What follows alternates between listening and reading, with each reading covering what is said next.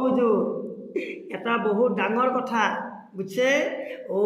একদিন কি হল বাহিৰৰ পৰা এটা জামাত বুঝা নাই, এটা জামাত এটা মছজিদত আহিল, বাহিৰৰ জামাত।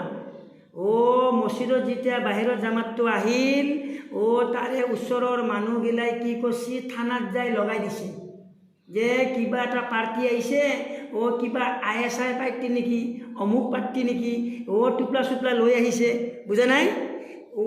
পুলিচটো আহি গেল, CIDৰ মানুহ আহি গেল। এই জামাতৰ মানুহগিলাই কি কথা কয়, অফিচৰ পৰা CIDৰ মানুহ পঠাই দিছে যে জামাতে কি কথা কয়, সেই যে পাৰ্টিটো আহিছে। দ্বিতীয়টো সিহঁতেতো বঢ়িয়াকৈ কথা পাতিছে, কথা পাতা শেষ হোৱাৰ পাছত পুলিচৰ মানুহগিলাই গুচি গেল।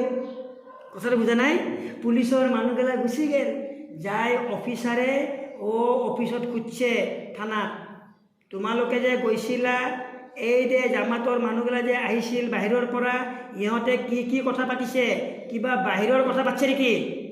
তেতিয়া সেই পুলিচগিলাই কি কৈছে জানানে অফিচাৰক?